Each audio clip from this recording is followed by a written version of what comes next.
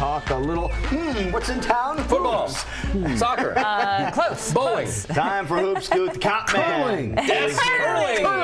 One of the most underrated sports of all time. So, Cop Man is here. Larry Cotlar, how are you, my friend? I'm good, man. It's an exciting time. I mean, people are buzzing all over town. People are buzzing around the country. You've got the top crews here with Jim Nance and Nance. We saw Nance yesterday. Yesterday, yeah, good guy. I saw Raftery in Grant Hill yesterday. Onions. Yeah, onions. That's exactly right. So everybody's pumped up for what's going to be happening here because we got the Blue Bloods, we got Kansas, we've got Kentucky, we've got Indiana, we've got UConn. 20 NCAA national titles between the four of them. Wow. That's How amazing. about that? That is awesome. I didn't count up all the Final Fours. I don't go that high. Well, here we go. We have to be pretty proud of being chosen to host something like this. Oh, absolutely. I mean, this is something that, the folks, Greg Edwards and people, they've been looking for this for a long time. And they had the women's regional, nothing wrong with that. NCAA wrestling championships, nothing wrong with that. But this is the big dog. This really is the big dog. And just look around downtown Des Moines and it'll tell you what it is. What did Nance say yesterday? I heard Nance had a quote saying he has never felt this kind of electricity around a city as soon as he stepped off the airplane. Well, we were talking to reporters yesterday because they were everywhere. You even picked up your credentials. That they were talking about to other reporters that are in other locations, say where Iowa State is, Colorado. Right. And they did their practice yesterday, and there was nobody was there except for Iowa State fans who traveled. Wanted to be there, yeah. But otherwise, it was empty. Right. You went down to Wells Fargo last night, and it didn't matter what team was on the floor. There was people there, and they were excited. And everybody was clapping for every team, Right. too, which was the really cool part. Sure. I mean, like, normally you'd get like, oh, who cares about them? But everybody gets off the court. Everybody was clap for 'em. excited. I think the whole town is just pumped and ready to be on the national stage. Well, for and the it's next great, couple too, for weeks. these practices because we were talking about this earlier. I mean, some people can't afford the tickets. No, I mean, most they're not. people can't afford There's the a lot of kids there yesterday, too, Yeah. which was Yeah. great. Parents Awesome brought to their see. kids, and they were And able it's to spring enjoy it. break. Yeah, perfect They timing. didn't have to pull them out of school, but a lot of people can't go, to the actual games, and this is their chance to see these teams, these great teams in action. Plus, again, the storied names, the Kansases, Kentuckys, Indiana, UConn. Not to make light of the others, Colorado, Austin P, and then Chattanooga and Stony Brook. I like Stony Brook's name. And Stony Brook, this is their first time of ever being in the brackets, correct? Yes, I think so. And they have And that's probably huge. the coolest name. Yeah, It's Stony Brook. Seawolves. Yeah. Seawolves. I mean, that's huge. Yeah, it's that's huge. huge. And for the them. Austin Absolutely. Peay Governors. Like, I kind of want to get one of those shirts and walk up to the Capitol building to see what would happen. Didn't, Get though. Terry to sign it. So let's talk Terry about signed. what is happening with the rounds today. All right. Well, first of all, at 12:30 is the first game. Colorado and UConn. They're the number 8 and the number 9 seed. Connecticut, of course, 2 years ago won the title. You remember they beat Iowa State when George Niang was injured, and they went on. And Kevin Olli's never lost. He's only been their coach for a few years, so he's 6-0 in NCAA tournament play. Taking on a Colorado team, which kind of up and down all year long. They're 5th in the Pac-10 or Pac-12, but they're a really good rebounding team. That's what they are. They're great at defensive rebound, great at offensive rebounding. They don't go a full 40 minutes sometimes, and that's their problem. I like UConn to win that game.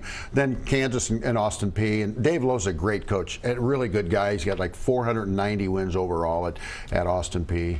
Well, that's his overall record. He's had over 400 there. They were under 500 in their conference. They just got hot in the conference tournament. They were 7-9 during the regular season. And the number 1 has never lost to a number 16. That's correct. There have been a couple of close calls, but they've never lost. So I would expect Kansas probably wouldn't have a whole lot of problem with this game. Then you got Indiana and Chattanooga. And Chattanooga's 29-5. They're 15-3 in their conference. Indiana won the Big Ten. Of course, they got beat by Michigan, and that's why they got beat by Michigan in the Big Ten tournament. That's why their seed went down. Okay. Okay. So, but Chattanooga's pretty good. I was just looking up some stuff on them, and well, it's over here. Sorry. The other papers. The other papers, but they're a team that averages nearly 15 assists per game. They lost their leading scorer early in the year, but then their defense came together. So they're good. I mean, I think people still want to see Indiana, Kentucky. I think that's the game they want to see. Right. So I still favor Indiana. I think Kentucky plays Stony Brook, and Stony Brook is the American East champion. They have a kid named Jamil Warney, who had 49 points and 9 rebounds in the America East championship game. Wow. So he's a stud. He averages about 19 points a game. But Kentucky's getting better. They just won the SEC title.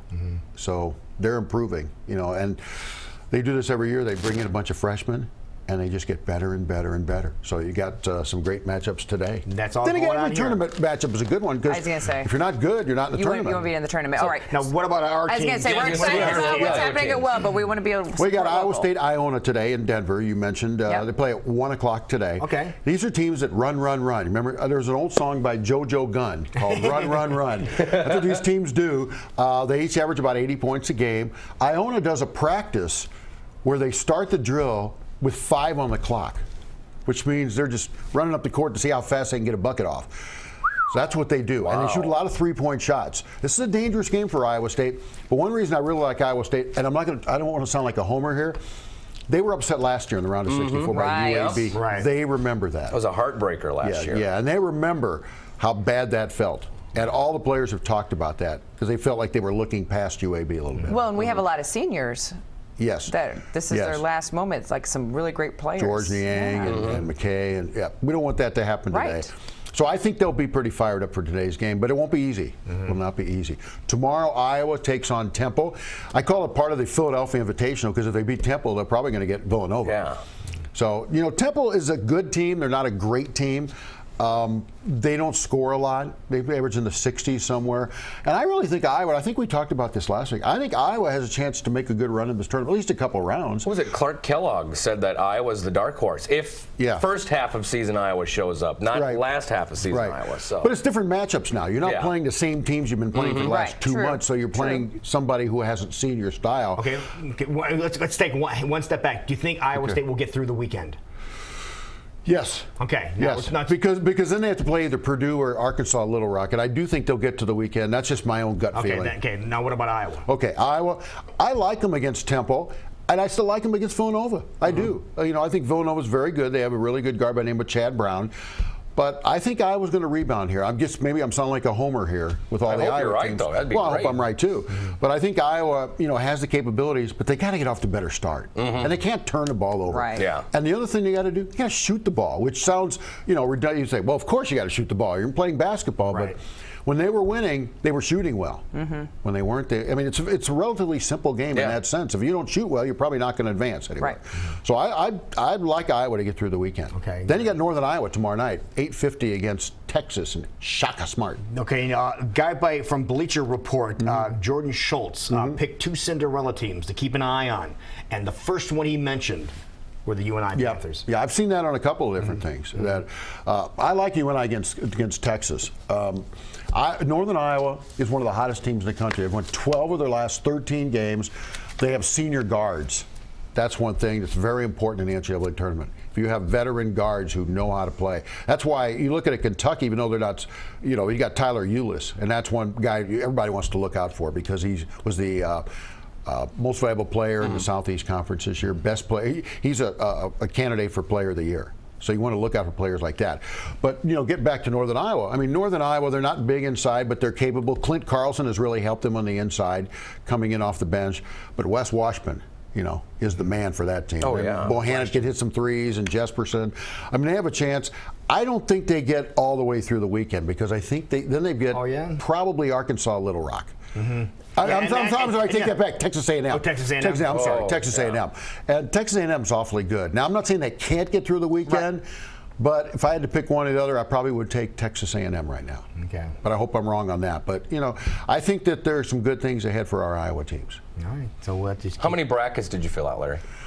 4 or 5, because I did like ESPN.com, SportsIllustrated.com, all the freebies, Fox Sports, forget what, and I'm doing some reporting for Yahoo this weekend, Yahoo Sports, as well as these guys. Right, 1350. Yeah, because I'll be there all weekend long.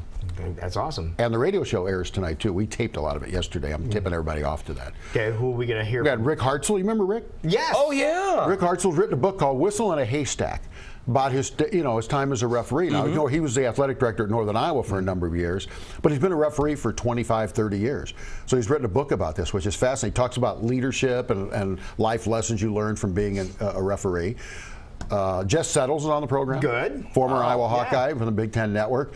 And then Jeff Delvo, who's the general manager of the Des Moines Radio Group, because they have a special event called Hoops and Hops. It's right over at the Coles Commons. Commons, yep. Yeah, and they're doing that for the next 3 days. So why are we here? If they're doing It hasn't started yet. Later on. It starts at 10 a.m. Oh, we've got to make sure it all tastes good before you open it up to the public, though. And by the way, remember, people cannot drink beer at Wells Fargo Arena because it's a college event. It's a college event. They do not serve beer at the arena, which I think is a really good thing. I was going to say, it's probably a good thing. I don't think you really need Well, by the it. time you spend the money for the tickets, you won't have enough money left over to buy beer anyway. That's true. But hey, you don't need it. I mean, you know, there's enough excitement in the air. You don't need to get. Yeah, you're there to watch soused. basketball, not, you know, Be able to do any remember other it, stuff. too. Exactly. Yeah, that's true. Or cause a scene. You know, I won't get into the all the moral and ethic things about this, but that's just the way it is. There's no beer. We're going to be represented well, though. The great turnout. Oh yeah, it's packed. It'll be sold out. They're saying it's going to break Wells Fargo Arena records. Don't doubt it. Yeah. Well, when we were driving around, we all kind of went out last night. All the reporters stationed around the well at like 10:20, 10:30. You could go by and literally get selfies with 20 people if you tried hard enough. Right. We didn't because we didn't want to be those people, but it could have been done very easily. Right. Yeah. It's going to be fun. Time. It's just going to be a blast. Cop man, have fun. You got it. Good job, man. Thank you very much. See you guys this weekend. Well, actually, I'll see you tomorrow. Yes, you will. We're coming back tomorrow. We'll recap what happens with Iowa State and look ahead. Okay. All right. Okay.